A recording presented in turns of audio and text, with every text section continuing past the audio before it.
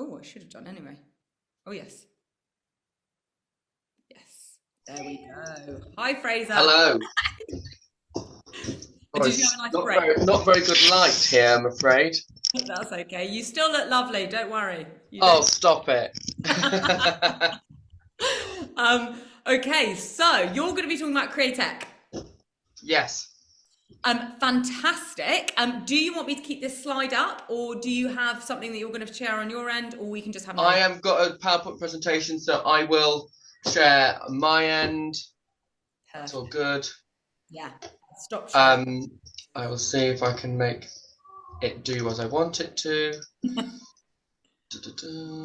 get rid of that one. Actually, I'm very excited about this session because this is CreaTech is just such a cool topic. I think everyone should really know about it, but I feel like not enough people do. Here we go. Oh, there.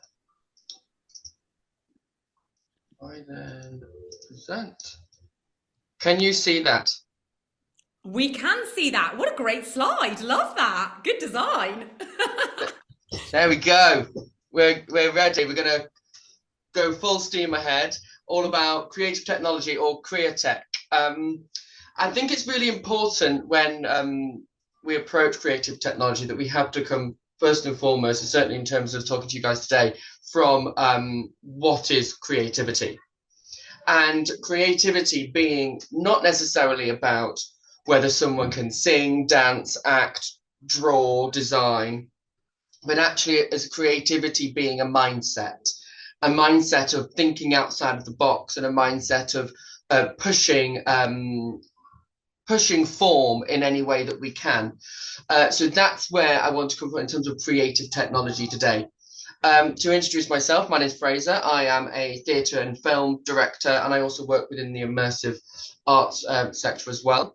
I am a resident of the Pervasive Media Studio in Bristol, and the Pervasive Media Studio is a kind of community of residents in like a co-working space, all working within creative technology in some way. There are comedians, there's coders, there's those that work in robotics, there's those that work in kind of the theatre world, and the possibilities are kind of endless. Lots of producers as well, and it's all about the intersection between art and technology. In terms of my own practice, I started very much in classical theatre, but I'm really interested in pushing form. What can we do to enhance an audience's experience? I then started to play around with how I could use kind of multimedia elements in my work. I created totally online pieces of work, actually in Zoom, and I then was introduced to Pervasive Media Studio, where they've been pushing my kind of work ever since.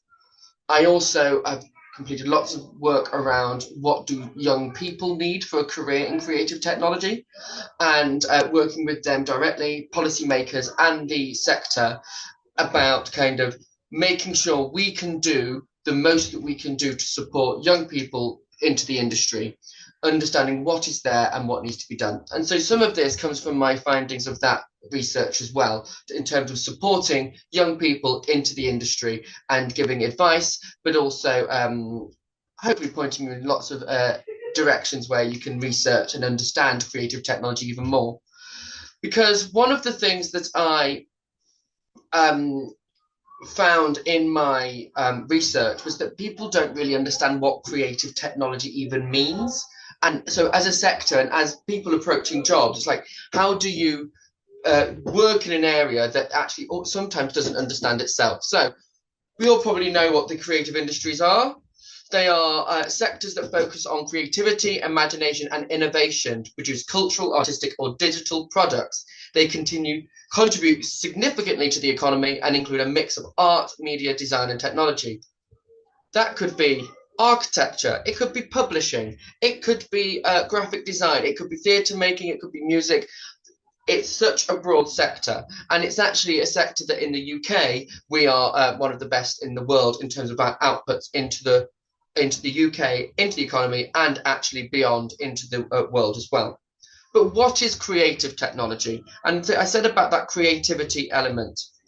Creative technologies is where creativity, so thinking outside of the box, and technology can merge to innovate and create new solutions, experiences, and products across a broad range of sectors.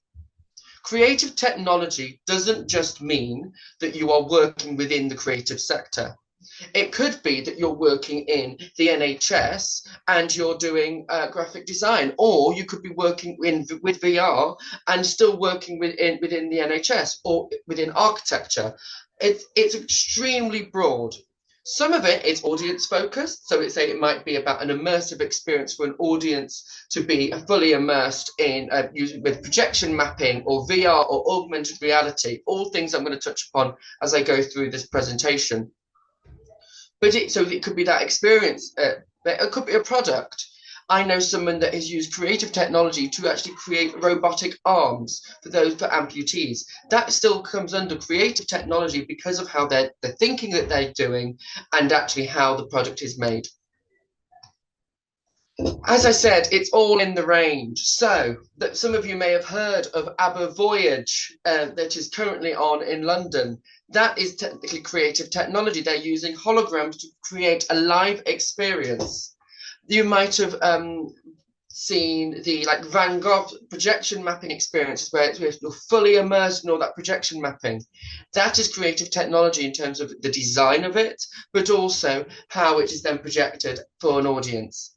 It could be gaming, augmented reality, Pokemon Go, for example. It could be VR. It could be robotics. I love the picture of the football robots there. I'm currently working with some creative technologists that are creating AI tortoises, where an audience member will put on headphones and listen and hear to how the AI tortoise is thinking, feeling, and responding to the world around it. Light shows, drone light shows with music becoming more and more popular as well. So the range is huge. There's not one particular area. In that, you do not need to be able to do it all. I work as a creative director, so I often have creative oversight and ideas, and I kind of collaborate and bring lots of people in to work on my experiences or to kind of consult on other people's experiences. I cannot code. I'm not very good at drawing, and I'm still working within this sector. The sector is made up of lots and lots of different jobs. It's also an extremely freelance-based sector as well, and which, as you could probably imagine, like most of the creative industries. So you're constantly working with different people to do your work, to do their work, and it's all about community. So I've got here lots of jobs. So you could be a designer, graphic designer, coder, animator, creative director, producer, technologist, or artist. This is a very, very, very broad, because obviously within all these different jobs, the kind of the wage bracket is quite, it varies depending on your level of experience and also what you are doing in terms of its kind of how niche it might be. But on average, apparently, according to this, it's £47,000 on average. Obviously, that can vary quite considerably depending on what you're doing. I touched upon the idea that you don't have to just be working within the creative industries. Yes, when I'm doing my theatre work or my film work, it's very much in creative industries. But you can work within CreaTech, VFX, graphic design, this idea of robotics, automation, using technology and thinking in creative ways. We have this Venn diagram here. You have the creative economy, which is all of it. Industry not creative, that the job's creative. You could have the industry creative, but the job not creative. For example, you might have someone working within operations within a creative organization, but you then have the industry creative and the job creative in the middle. This creative economy idea is one of the reasons why the creative industries and CreaTech is one of the fastest growing, is because it now is covered a lot across a broad range of sectors and isn't keeping itself in one. The NHS is using it a lot in terms of VR, in terms of training doctors. So you're in a different sector, but it's being used. Immersive experiences, and this idea of immersive is again being used across a broad range of sectors to complete jobs in different areas. Facts and figures for you. So obviously it's one of a high gross value added. So in 2022, the UK's creative industries contributed for 124.6 billion to the economy. Obviously, that is creative industries as a whole, not just as the CreaTech, and that accounts for 5.7% of the total GVA. This marked a 6.8 increase from the previous year, and that's in 2022. And it's only increasing more and more and more. With our current government, they're putting a lot more into the creative industries as well. So we're hopefully going to see even more growth because they're seeing it as a high growth area. Digital creative industries turnover. The digital creative sector reported a turnover of 32.3 billion, reflecting its substantial role within the broader creative industries. We have to remember that it's not just the creative element of it, the collateral from there. And the workforce size. 2.4 million people in the UK, underscoring its importance as a major employment sector. Again, that is those doing the work, that is also within that idea of the creative economy idea. And in CreaTech, it's more so than ever that collaboration, and it's working with lots of different people to complete the work. In creative technology, I've touched upon this, it's the idea that you don't have to do everything. You have creative jobs and you have technical jobs. Creative jobs are those that are idea and design focus, like myself, a creative director. It could be an illustrator, an artist. And then you have the technical jobs, execution and implementation focus, those that are editing. You might have the coders, those that are working with the computer science element of the work. And sometimes you go across both. And some jobs do go across both, but actually there are these two types of jobs. And so what I really want to hit home today is that you do not need to be extremely technically minded to work within creative technology. Of course, your understanding of it is really important, but it's not a must. Because it's also within the way the sector is approaching a lot of this work now, it's that they can teach you those things, or you can learn some of those technical skills, whether that be through practicing on Unreal Engine, whether that be tinkering around with some editing software. But creative technology does require both these areas of work. It isn't just reliant on one. You need both to combine. Immersive experiences. So I want to touch upon this because of how fast growing this is, and it's within our reality very much so now, and in terms of various areas of work. Augmented reality is when, for example, you might be using your phone and you are in very much reality, those around you, but the immersive element is the added element, which might be VFX or something that isn't there within the reality. Pokemon Go is an example of augmented reality in gaming. Snapchat filters, that is augmented reality. It's changing the reality. When you look, you might have suddenly a dog nose, a party hat on, it might change your face. Those filters are a type of augmented reality which need to get designed, thought about before that implementation.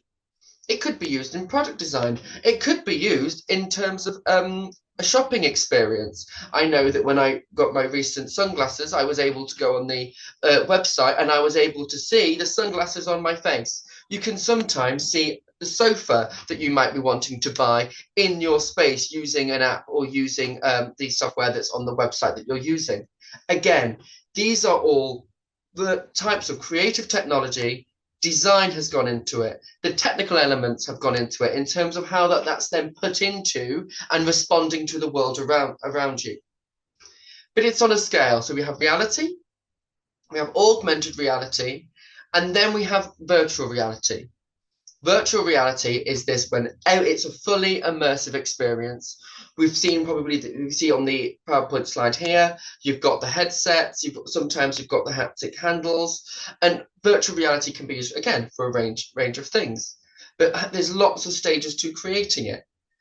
Are you working in again, design? Is it the actual computing side of thing? Is it actually the user experience side of thing? Is it that actually for example, I'm currently working on an immersive experience, sensory experience. So I'm working with sound designers in my experience that's going into virtual reality. I'm working with directors of photography that bring it into this idea as well. In terms of its uses around the world currently, I've touched upon how the NHS and the healthcare industry is using it. It's training surgeons to be able to do operations, and they've got haptic controls and haptic tools to be able to actually mop through certain operations. Gaming, that's a very clear one. That's an obvious one where it's currently there's implementation. Really interesting to note that the British Film Institute are now, in terms of their short film fund, they are funding immersive work as well. And also it might be used in interior design, where people can view what the space is going to look like, used in architecture. Again, creative technology is the umbrella, but used in lots of ways. I'm just going to show you, I'm hoping this video will play and you'll watch it, be able to watch it okay. But this is just actually an augmented reality experience that was in Bristol in 2023 as part of Playable Cities. And you can start to understand, look at the job roles, people using different jobs. Look at how they're thinking about technology and creativity, how they're blending music along with audience experience.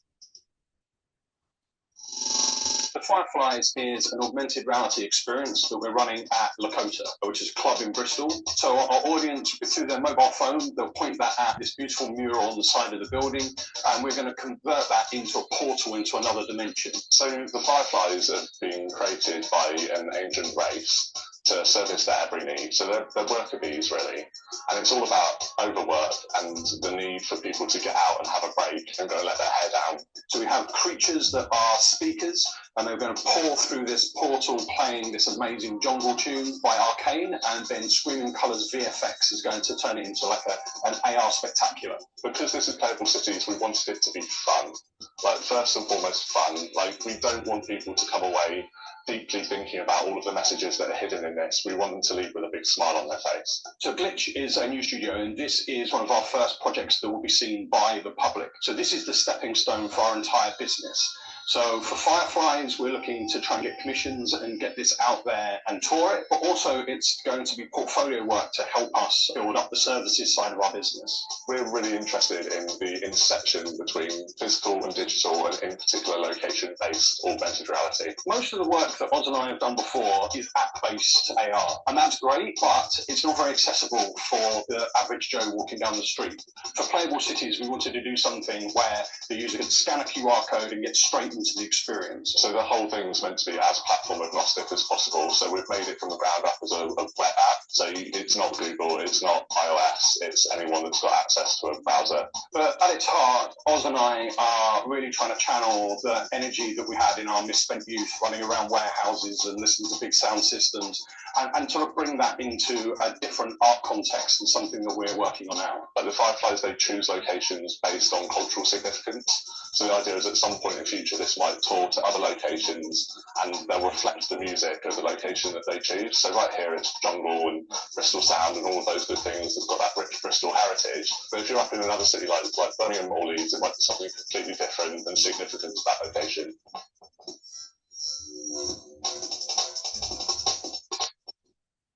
Just going to pause that there, where you can begin to see the range of people that are involved in creating that experience. That was a rehearsal and development experience. That wasn't the final product. They were just kind of testing out ideas to then put into their final product. That's also a huge part of creative technologies, that the testing, the user and audience testing in terms of its journey that it's going on.